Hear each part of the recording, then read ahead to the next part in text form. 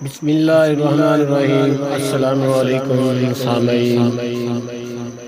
منفرد شخصیت کے حامل ارم ہاشمی اور ان کی کتاب ٹی ہاؤس، تبصرہ نگار مجید احمد جئی، اور آپ کی سماعتوں کی نظر کر رہے ہیں مجید احمد جئی۔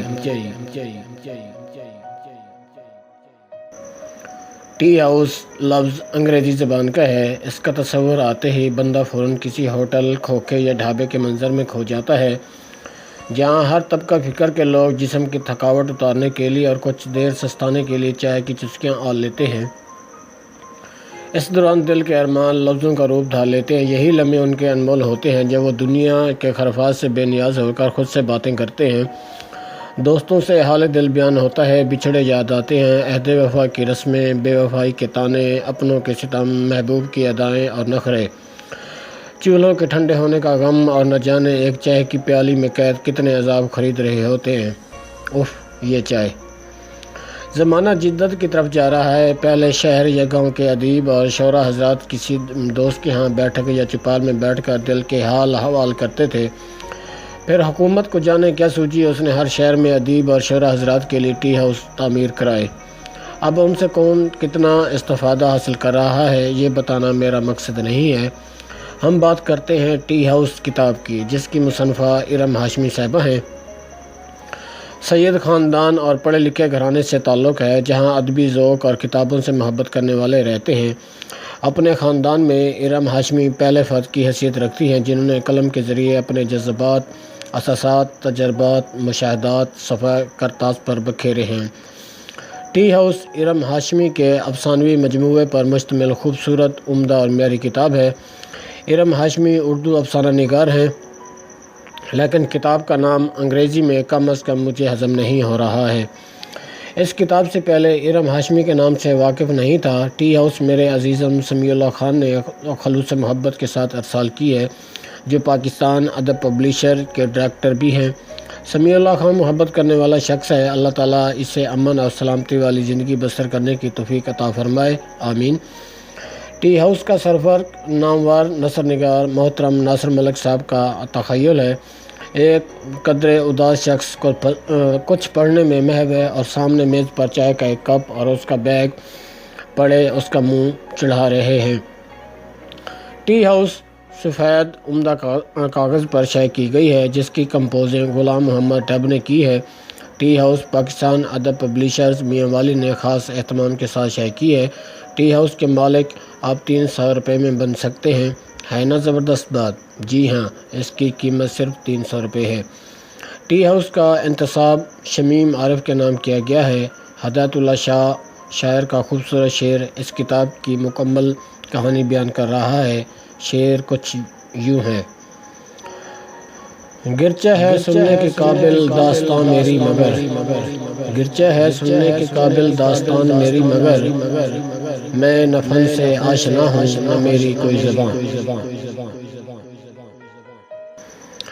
اصحاب شکن رائڈ ناصر علی سید کے اظہار خیال پڑھتے ہوئے مجھے ارم ہاشمی کا افسانہ ناموری ستانے لگا ہے۔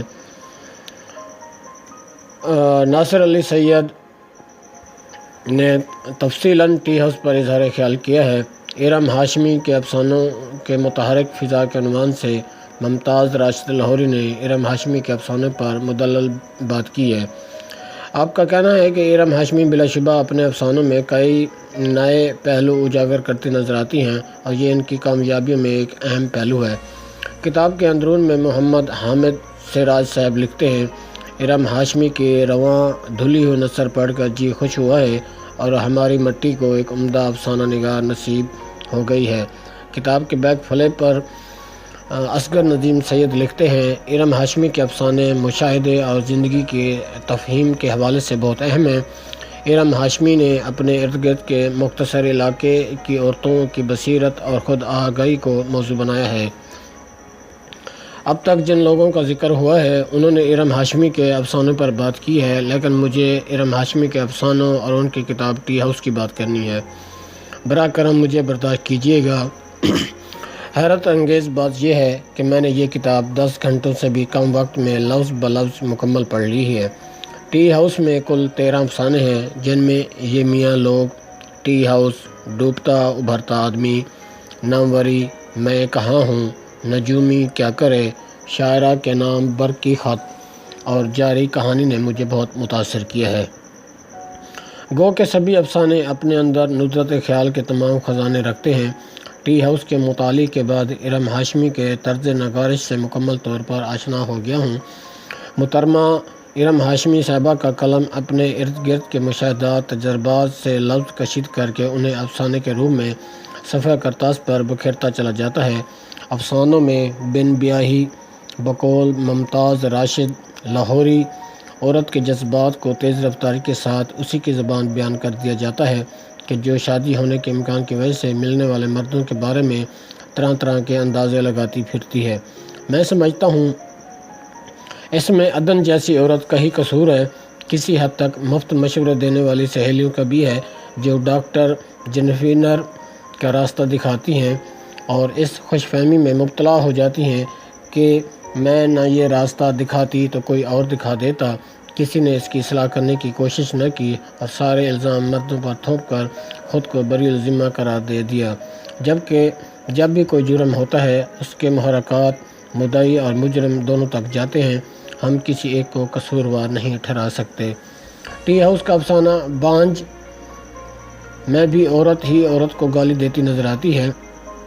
ٹی ہاؤس کا افسانہ بانجھ میں بھی عورت ہی عورت کو گالی دیتی نظر آتی ہے، لیکن کہا جاتا ہے خدا جانے لوگوں کو سفید کپڑوں پر کیچڑ اچھالنے میں کیا لطف ملا کرتا ہے۔ عورت ہی عورت کی دشمن ٹھہری ہے، چاہے وہ سوکن کے روپ میں ہو یا محبوبہ کے روپ میں، ماں ہو، بہن ہو، بیوی یا بیٹی کے روپ میں، مردوں کا سہارا لے کر خود اپنی ہی دشمن ہے۔ کبڑے ڈانسر میں خوب انسانی خواہشات کا پردہ فاش ہوا ہے۔ لوگ چہرے پہ چہرہ سجائے فریب دیتے پھرتے ہیں۔ انسان کا اندر کا انسان باہر کے انسان سے مختلف کیوں ہے، یہ تقاضا کیوں ہے؟ زبردست افسانہ ہے۔ ٹی ہاؤس سرورق افسانہ ہے جس میں مختلف زاویوں سے مشاہدات کی آنکھ سے جذبات کی عکاسی کی گئی ہے۔ محبت کی کوئی عمر نہیں ہوتی۔ بہترین جملہ، میں یہاں کسی کے لیے نہیں آتی، میں صرف چائے پینے آتی ہوں، لیکن چائے کے بہانے 40 سال کی عمر میں محبت کی چنگاری میں سلگ رہی ہوتی ہے۔ ڈوبتا ابھرتا آدمی خوشیوں کا دورانیہ قدر کامی ہوتا ہے، لیکن لمحہ بھر کی خوشی انسان کے سارے غم، پریشانیاں اور اداسیاں ختم کر دیتی ہے۔ ناموری میں تلخ حقیقت سے پردہ اٹھایا گیا ہے۔ ارم ہاشمی نے کمال مہارت اور دلیری سے اپنے مشاہدات کے زور پر ایسے لوگوں پر تمانچہ مارا ہے جو معاشرے میں ناسور بن رہے ہیں۔ ناموری میں ایک لکھاری کو اپنی تحریریں شائع کروانے میں جو مشکلات کا سامنا ہے وہ خود خوبصورت لفظوں کا لباس پہن کر سامنے آتے ہیں۔ یہ حقیقت ہے کچھ لوگ اپنے مفاد کی خاطر دوسروں کو بدنام کرنے کی وجہ بنے ہوئے ہیں۔ اب سبھی ایڈیٹر یا دانشور ایسے نہیں ہوتے۔ صحابہ میں بھی ارم ہاشمی عورت کو بطور ہیرو پیش کرتی ہیں۔ مانتے ہیں کہ مردوں کی طرف سے ناانصافیاں، زیادتیاں ہوتی ہیں، لیکن عورت مکمل طور پر مظلوم بھی نہیں ہے، عورت ظالم بھی ہے۔ مرد جو ایک گھر کا محافظ ہے، اس کو سکون اور محبت میسر نہ آئے تو وہ کمزور ہو جاتا ہے۔ عورت اس کائنات کا حسن ہے، لیکن یہی عورت اس گلشن میں انارکی کی وجہ بھی ہے۔ تاریخ شاہد ہے، دنیا میں جو بگاڑ ہے اس میں زیادہ تر کردار عورت کا ہے۔ مختصر بات یہ کہ عورت ہی گھر کو گلشن بناتی ہے اور عورت ہی گلشن کو قبرستان میں تبدیل کرتی ہے۔ میں کہاں ہوں ارم ہاشمی نے عورت کے غموں کو بہترین روپ دیا ہے۔ غموں سے لبریز افسانہ ارم ہاشمی کے فن کو سامنے لاتا ہے۔ نجومی کیا کرے، بلا شبہ سچ کڑوا ہوتا ہے۔ حق سچ کہنے سے زیادہ سننے کی ہمت ہونی چاہیے، جو کہ مجھ میں کسی میں بھی نہیں ہے۔ فریبی دنیا کو فریب میں ہی رکھنا چاہیے۔ معروف شاعرہ کے نام پر برقی نامے، پہلا برقی نامہ انچارج ادبی صفحے کا ہے، جس میں وہ شاعرہ کے قصیدے لکھنے پڑھنے کا کہہ رہا ہے۔ زمانے بھر سے دشمنی لے بیٹھا ہے، لیکن اس میں اس کا مفاد واضح ہو رہا ہے جو وقت ملتے ہی حاصل کر لے گا یا کرنا چاہتا ہے۔ اس کے اندر کی شیطانیت کا پردہ دھیرے دھیرے فاش ہو رہا ہے۔ اس طرح نوجوان مداح بھی اس کے گھر تک پہنچ جاتا ہے اور اسے ایک طرح کا بلیک میل کر کے اپنی دیوانگی ظاہر کر رہا ہے۔ ایک ناکام عاشق، ایک اور برقی نامے میں شادی کا پیغام بھی آیا ہے، لیکن افسوس کسی نے اس کے فن پر بات نہ کی، ہر کسی نے اپنے دل کو تھاما ہے۔ جاری کہانی وید کہانی ہے جس میں مجھے عورت نہیں ملی۔ جی ہاں، سچ کہہ رہا ہوں، اس میں عورت کا کردار ہے، نہ مرد کو گھسیٹا گیا ہے۔ یہ افسانہ باپ بیٹی کا ہے، جس میں بیٹی کی محبت باپ سے دکھائی گئی ہے، بیٹی باپ کے فن اور کردار پر فدا ہے۔ یہ بھی حقیقت ہے کہ یہ کہانی خود ارم ہاشمی کی ہے، جس میں کرداروں کے روپ میں خود کی کیفیت کو بیان کیا ہے۔ ارم ہاشمی کے فن پر بات کی جائے تو ان کا اسلوب اعلیٰ ہے، سادہ اور عام فہم انداز اپناتی ہیں، اپنی نگارشات میں اپنے ارد گرد کے مشاہدات کو احاطہ تحریر میں لاتی ہیں۔ عورت ہونے کے ناطے عورت کے مسائل کو ترجیح دیتی ہیں، یوں چار دیواری کے اندر کے مسائل سامنے آتے ہیں۔ عورت کو معاشرے میں کن مسائل کا سامنا کرنا پڑتا ہے، وڈیرہ شاہی سے نبرد ازما ہے۔ مردوں کو قصوروار ٹھہراتے ہوئے یہ بھول جاتی ہیں کہ مردوں کے معاشرے میں رہتی ہیں، گھر کے اندر بھی اس کا سامنا مردوں سے رہتا ہے۔ ارم ہاشمی کو ٹی ہاؤس کی اشاعت پر مبارکباد پیش کرتا ہوں۔ اللہ کرے زور و قلم اور زیادہ بہت سی دعائیں۔ اللہ حافظ۔